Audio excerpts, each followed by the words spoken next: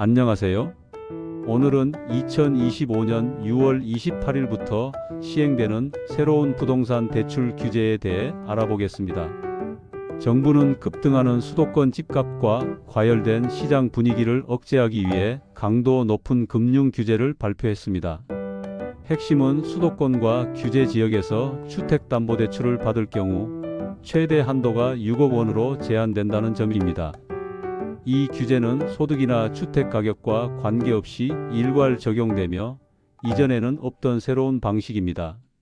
예를 들어 연봉 2억 원인 사람이 20억 원짜리 주택을 살 경우 기존에는 13억 9천만 원까지 대출이 가능했지만 이번 규제에 따라 최대 6억 원까지만 받을 수 있게 됩니다.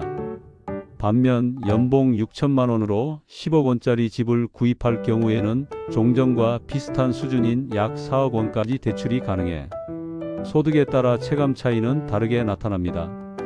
이러한 조치가 나온 배경은 최근 서울 일부 지역의 아파트 가격이 주간 기준 1% 가까이 오르는 등 상승세가 심상치 않았기 때문입니다.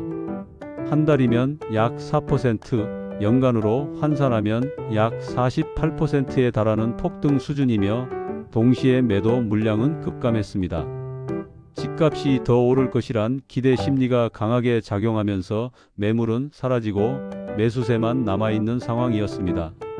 정부는 이 같은 상황을 선제적으로 차단하기 위해 다주택자에 대한 대출은 전면 금지하고 1주택자가 기존 주택을 처분하지 않고 추가로 주택을 구입할 경우에도 주담대가 불가능하게 만들었습니다. 단, 기존 주택을 6개월 이내에 처분하겠다는 조건을 충족하면 예외적으로 대출이 가능합니다. 기존에는 이 유예기간이 2년이었지만 이번 정책으로 대폭 단축되었습니다. 또한 전세자금 대출을 활용한 갭투자 역시 완전히 차단됩니다. 실거주 목적이 아닌 전세대출은 불가능하며 특히 1주택자가 전세대출을 활용해 새로운 주택을 매입하는 방식도 더 이상 허용되지 않습니다. 이번 대책의 특징 중 하나는 대출 수요자뿐 아니라 공급자인 금융기관의 직접 규제가 가해졌다는 점입니다. 정부는 금융권 전체의 하반기 가계대출 총량을 기존보다 50% 줄이도록 지시했고 그동안 은행들이 규제를 피하기 위해 활용했던 40년에서 50년 만기의 장기 대출도 금지되어 모든 주담대는 30년 만기로 통일됩니다. 정책 대출도 예외가 아닙니다.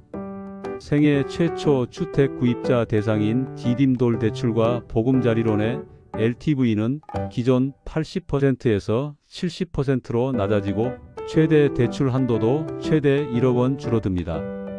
전세대출 보증 비율도 기존 90%에서 80%로 낮아지며 정책금융도 연간 공급량 기준 25% 축소됩니다. 이 모든 조치는 6월 28일부터 즉시 적용되며 그 이전에 이미 매매 계약이 체결되었거나 대출 신청이 접수된 경우에는 기존 규정이 그대로 적용됩니다.